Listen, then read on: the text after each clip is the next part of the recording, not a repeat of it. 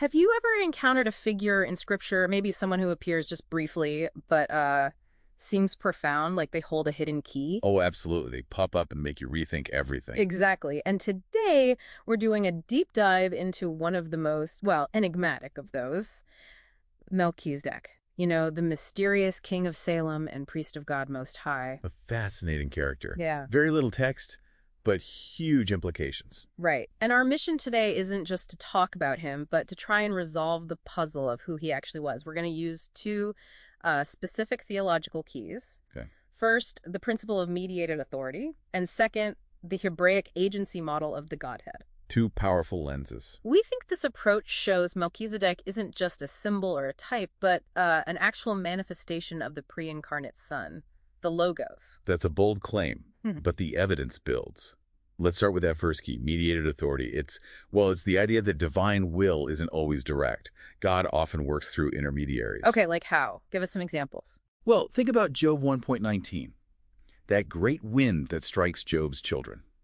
It's presented as an instrument of ultimately divine judgment, mediated through perhaps satanic or natural forces allowed by God.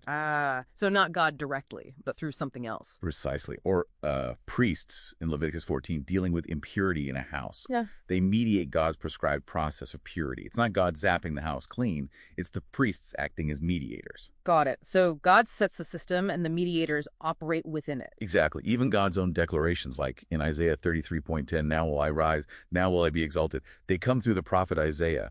The word is mediated. This pattern seems, well, everywhere once you look for it. It reminds me of representation, like those Gibeonites in Joshua 9 pretending to be ambassadors. It shows how important true representation, true agency is. And doesn't Zechariah crown Joshua the high priest? He does, yes. Zechariah 6.1. That feels like a huge foreshadowing, right? A priest and a king rolled into one, mediating both divine access and royal authority. You got it. That really tees up the second key, the agency model. This is rooted in a specific Hebraic legal idea called shaliach. Shaliach. Okay, what does that mean practically? It basically means an agent is as the man himself. It's a legal concept. The agent acts with the full functional authority of the one who sent them, the principal. So it's not just like the principal acting, it is the principal acting, legally speaking. Exactly. Functional unity. Now, apply this to the Godhead. All right. How does that work? Well, the Father is the sole sovereign principle, YHWH, the ultimate source of all authority, right? Think John 17.3, the only true God. Or 1 Corinthians 15, where ultimately all things are subjected to the Father. Okay, the Father as the source. Then the Son, the pre-existent Logos, is the supreme agent. Yeah. He perfectly represents the Father's will. He is the Father's will expressed. Like Jesus saying, if you've seen me, you've seen the Father. John 12.4445 you mentioned. Precisely. And here's the crucial part for understanding certain scriptures. The Son, as the perfect agent, can actually bear the title Elohim Mighty One, or even God, in that representational role.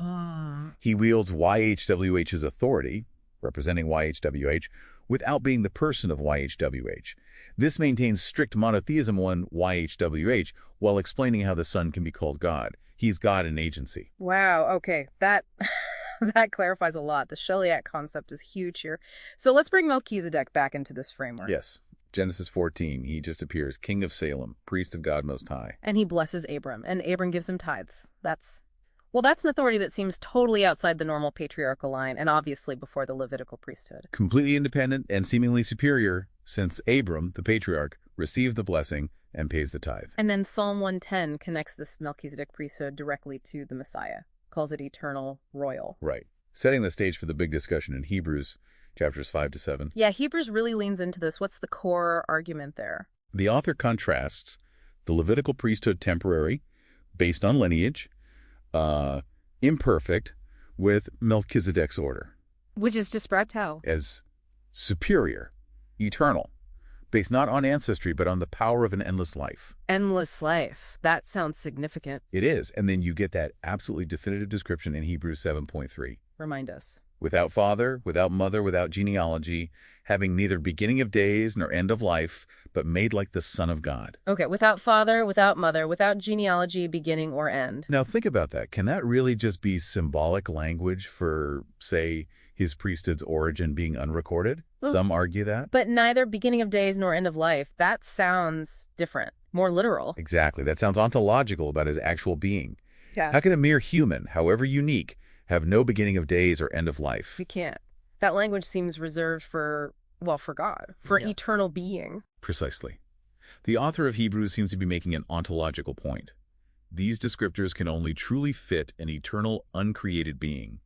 This identifies Melchizedek not just as a type of the Son, but as the pre-existent Son himself, the Logos. Acting as God's shaliach, his agent, even back in Genesis. The ultimate agent priest king, mediating God's presence and blessing directly to Abraham, establishing an order of priesthood outside of the later Aaronic system. So putting it all together, the constant pattern of mediated authority throughout Scripture, understood through the Hebraic shaliach principle, points to Melchizedek as the pre-incarnate Son. It provides a coherent framework, yes.